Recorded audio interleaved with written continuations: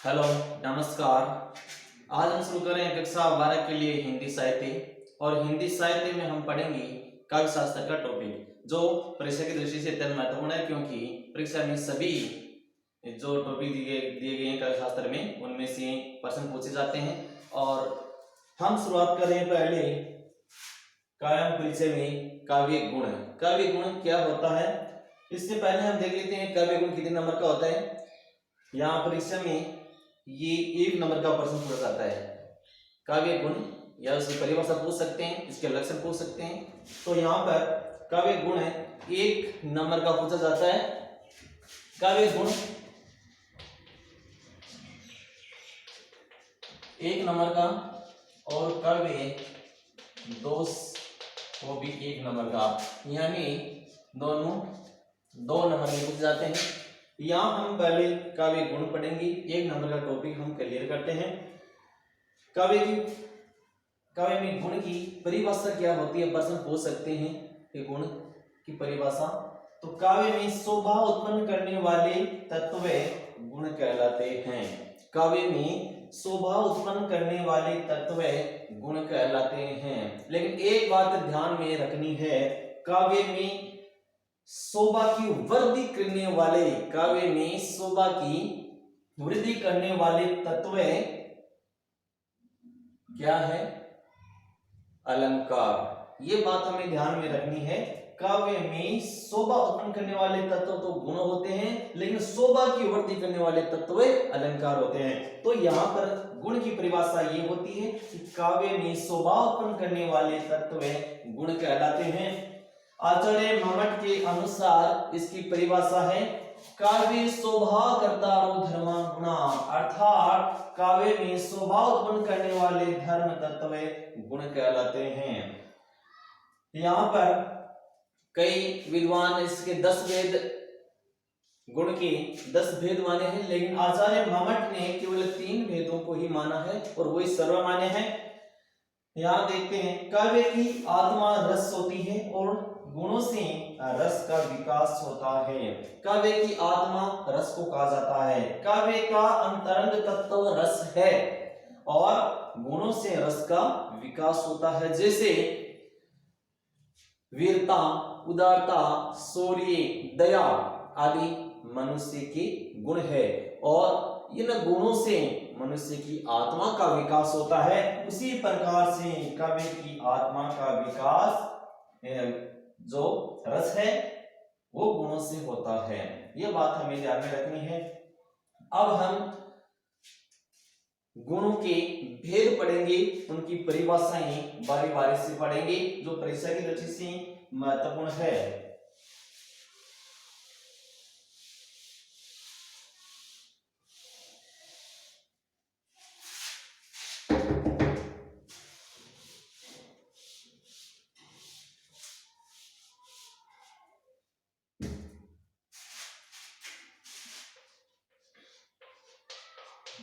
गुणों के भेद 3 भेद माने गए हैं। माधुर्य गुण, दूसरा है ओज गुण, और नंबर 3 है प्रसाद गुण। माधुर्य गुण, ओज गुण और प्रसाद गुण, इनसे ही जुड़ी हुई रीति है। तो 3 प्रकार की रीति होती है, वो भी इन गुणों से जुड़ी होती है। तो यहाँ हम रीति का, क्योंकि हमारे कोर्स में है नहीं, तो यहाँ गुण पढ़ेंगे। माधुर्य गुण क्या होता है, इन 3 गुणों में माधुर्य गुण क्या है।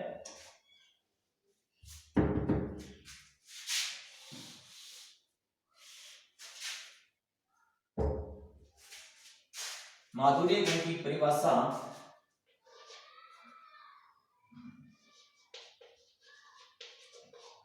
माधुर्य का अर्थ है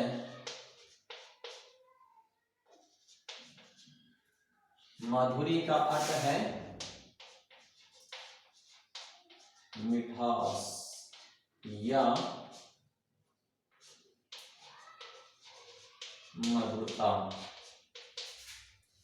माधुरी का अर्थ होता है मिठास या मधुरता, अर्थात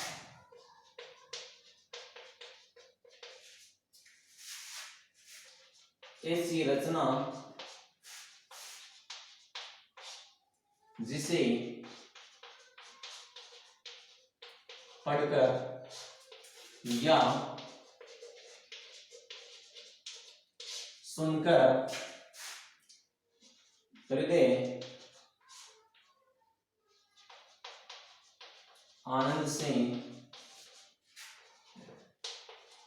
द्रवीभूत, जिसका मतलब होता है पिघलना, हृदय आनंद से द्रवीभूत हो जाता है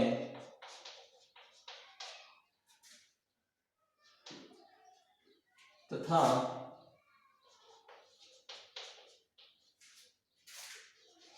हृदय में व्याप्त कटुता, हृदय में व्याप्त कटुता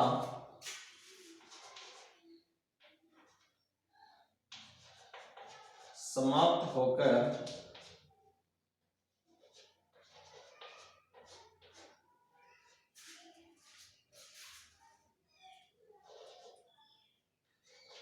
मधुरता में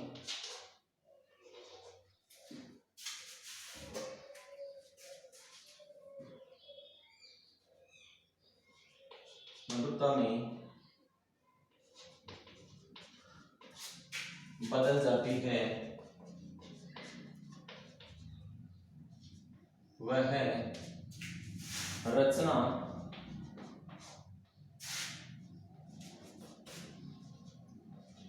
माधुर्य गुण युक्त होती है। परिभाषा को हमें ध्यान से पढ़ना होगा।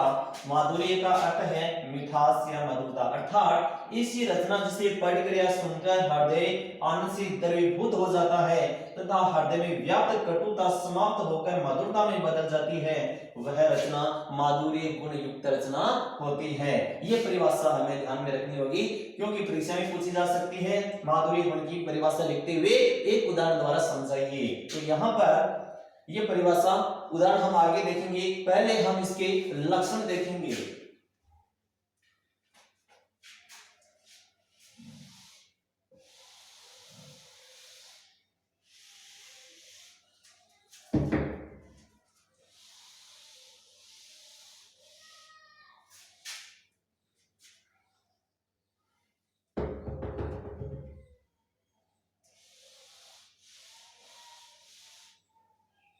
माधुर्य गुण के लक्षण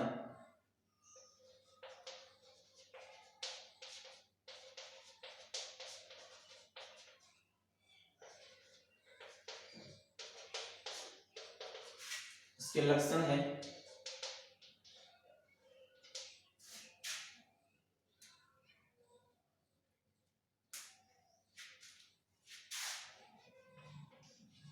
माधुर्य गुण का संबंध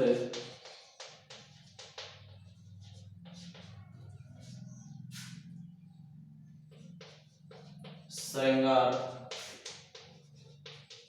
हास्य तथा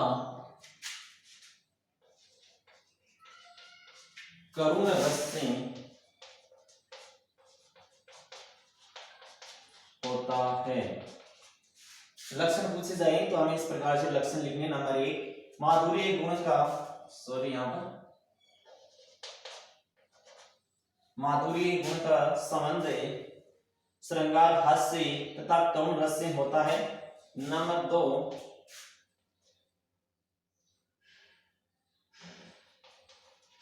माधुर्य गुण युक्त रचना में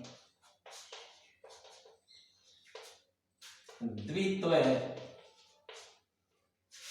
तथा संयुक्त वर्णों का प्रयोग वर्जित है। यहां द्वित्व का मतलब होता है एक ही जाति के दो वर्ण, जैसे यहाँ च, जैसे क, इस प्रकार के वर्णों का प्रयोग माधुर्य गुण युक्त रचना में न के बराबर होता है। संयुक्त वर्ण का मतलब होता है जैसे आधा क, त, या फिर जैसे राष्ट्र। तो इस प्रकार ये संयुक्त यानी दो तीन अलग अलग प्रकार के वर्ण होते हैं, तो वो संयुक्त और एक ही जाति के वर्ण जब दो होते हैं मिलते हैं तो उसे द्वित्व। इस प्रकार के वर्णों का प्रयोग माधुर्य गुण युक्त रचना में न के बराबर होता है।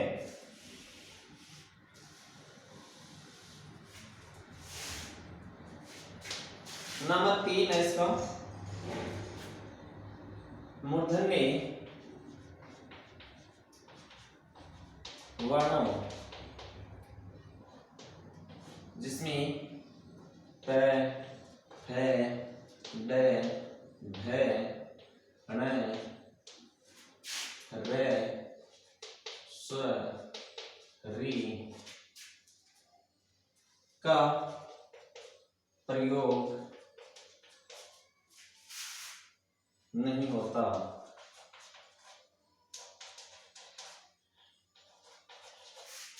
माधुर्य गुण में मूर्धन्य वर्णों यानी ट, ठ, ड, ढ, ण, र, री, स, ये मूर्धन्य स, इसका प्रयोग यह माधुर्य गुण में नहीं होता है।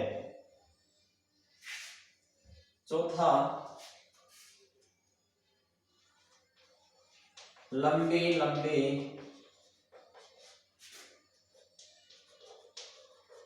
समासों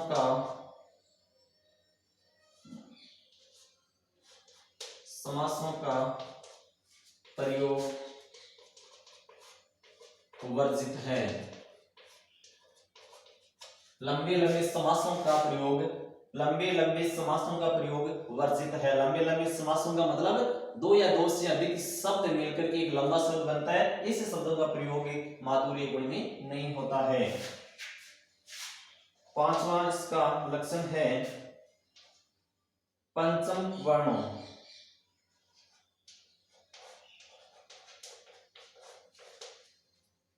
जिसमें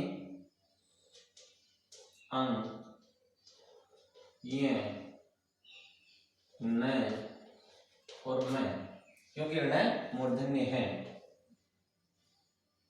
का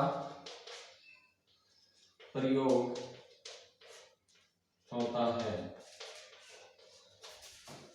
अधिकतर कई वर्ण ऐसे हैं जो माधुर्य गुण में इनका प्रयोग जब अधिक हो तो हमें मान लेना चाहिए कि वो माधुर्य गुण के लक्षण है। तो ये महत्वपूर्ण बातें ध्यान में रखनी है। माधुर्य गुण का संबंध श्रृंगार हास्य तथा करुण रस से होता है। माधुर्य गुण युक्त रचना में द्वित्व तथा संयुक्त वर्णों का प्रयोग वर्जित है। मूर्धन्य वर्णों जिसमें ट, ठ, ड, ढ, ण, र, री और स का प्रयोग नहीं होता है। लंबे लंबे समासों का प्रयोग भी इसमें वर्जित है और पंचम वर्णों का प्रयोग इसमें होता है। ये माधुर्य गुण के लक्षण है। अब इसका एक उदाहरण हम देखेंगे।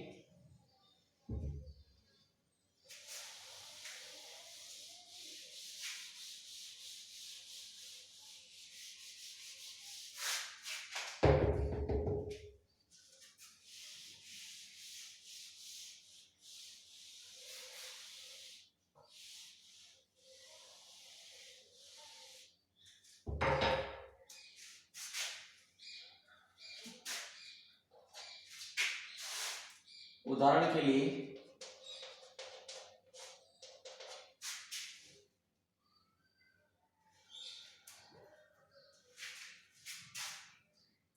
पहला लेते हैं, बतरस लालच लाल की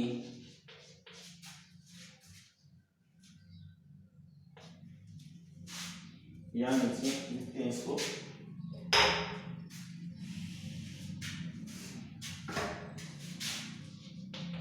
बतरस लालच लाल की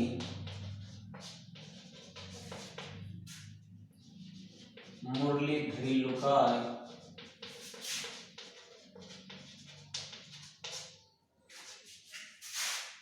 सोह करें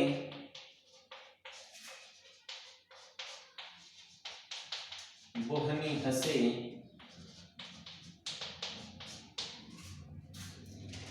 देन कहे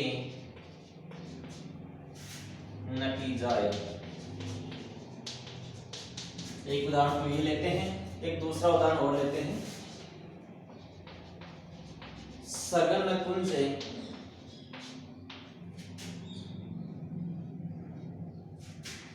छाया सुखद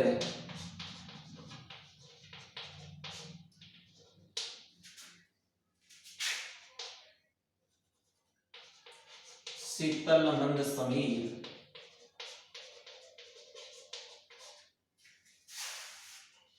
मन हवे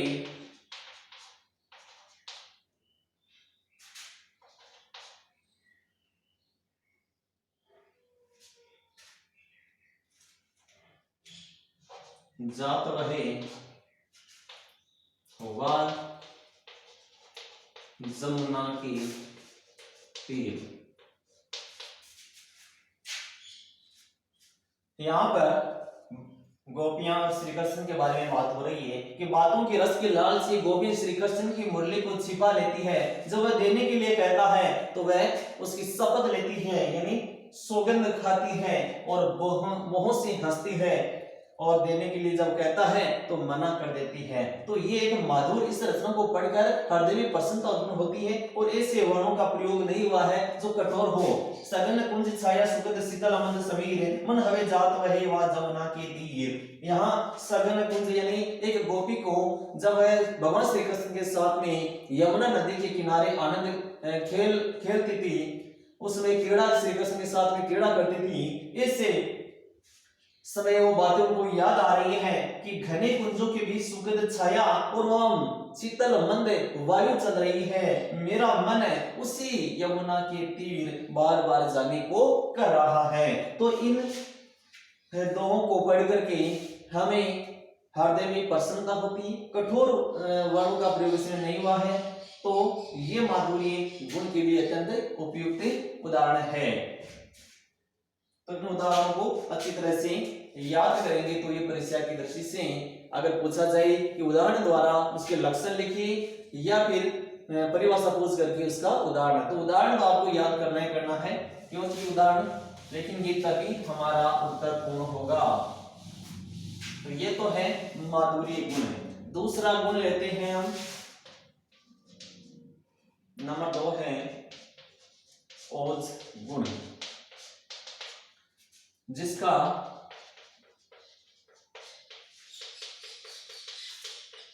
शाब्दिक अर्थ है तेजस्विता। जिसका शाब्दिक अर्थ है तेजस्विता, अर्थात ऐसी रचना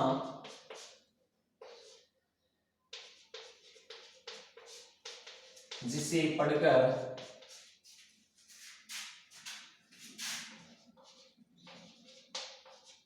या सुनकर,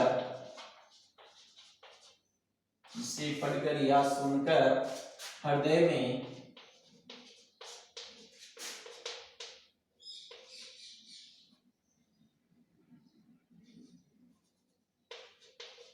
उमंग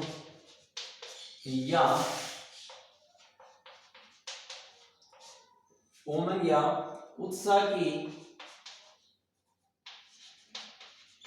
भावना का संचार होता है, वहां ओज गुण होता है। ऐसी रचना जिसे पढ़कर हृदय में उत्साह जागृत होता है, उमंग जागृत होता है, तो इसको पढ़कर कोई कार्य करने की इच्छा, हमारे अंदर एक जोश उत्पन्न होता है, जिसे हम ओज गुण कहते हैं। जहां जोश उत्पन्न होता है जिस रचना को पढ़ने के बाद भी, उसको हम ओज गुण कहते हैं। अब इसके लक्षण हम पढ़ेंगे।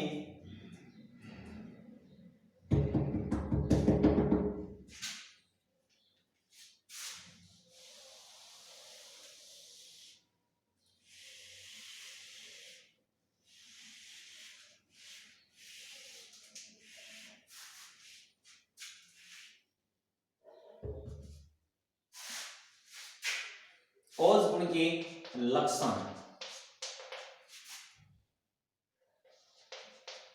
ओज गुण का संबंध, ओज गुण का संबंध वीर, रुद्र, भयानक तथा विभत्स रसों से होता है। यानी जहां वीर रस है, रौद्र रस है, भयानक है, विभत्स है, वहां पर ओज गुण की संभावना अधिक रहती है। दूसरा, द्वित्व तथा संयुक्त वर्णों का प्रयोग। 3 नंबर,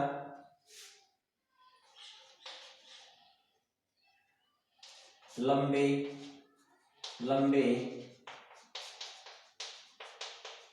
समासों का प्रयोग। नंबर 4, मूर्धन्य वर्णों ट, ठ, ड, ढ, ण, र, स, री का प्रयोग।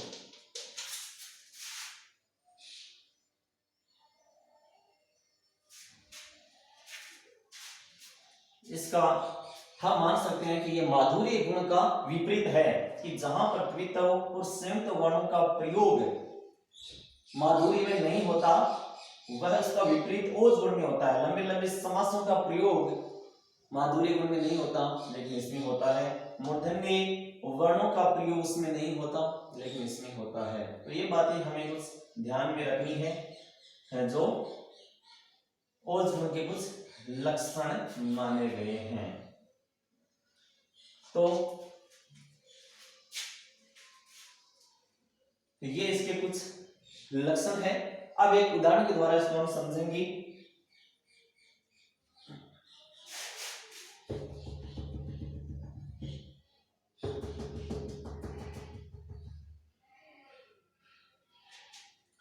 एक बात और ध्यान में रखेंगे कि यहाँ पर हम र के यानी र के रूपों का प्रयोग, यानी र के जितने रूप हैं, जैसे कोई इस प्रकार से, कोई इस प्रकार से, कोई इस प्रकार से, तो इन र के रूपों का प्रयोग अधिकतर इसी में होता है, ओज गुण में उसका प्रयोग होता है।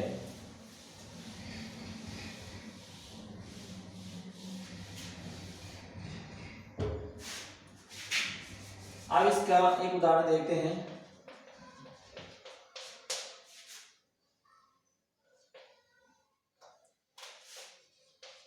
हिमाद्री तुंग सुरंग से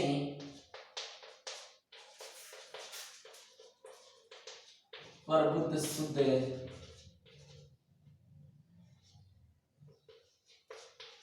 शुद्ध भारती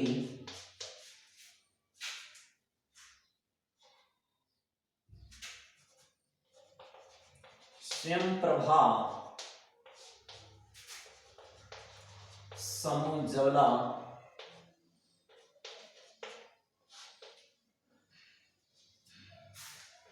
स्वतंत्रता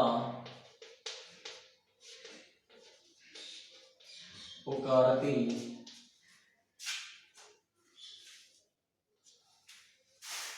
अमृते वीर पुत्र हो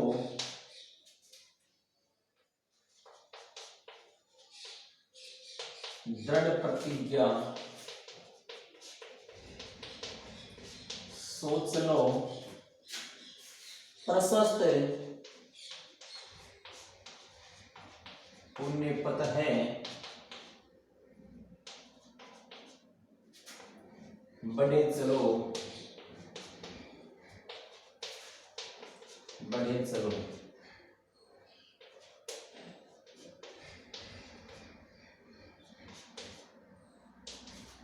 यहाँ हम देखते हैं रे के रूप, रे का रूप और संयुक्त वर्णों का प्रयोग यहाँ पर हुआ है, लंबे लंबे समासिक शब्दों का प्रयोग हुआ है और ऐसी रचना भी है जहां पर जिसको पढ़ करके हृदय में जोश उत्पन्न होता है। तो ऐसा उदाहरण हमें याद रखना है। ये परीक्षा की दृष्टि से अगर पूछा जाए कि ओज गुण की परिभाषा लिखते हुए इसका उदाहरण लिखिए तो हम इस प्रकार के उदाहरण द्वारा इसको हम पढ़ सकते हैं। आज के लिए इतना ही। आगे फिर से हम प्रसाद गुण और पढ़ेंगे और प्रसाद गुण के साथ में हम शुरुआत करेंगे दोष की, क्योंकि दोष भी हमारे पाठ्य पुस्तक में अनिवार्य रूप से शामिल किया गया है। तो 1 नंबर का दोष है और दोष की परिभाषा उदाहरण द्वारा समझेंगे। आज के लिए हम इतना ही। धन्यवाद, नमस्कार।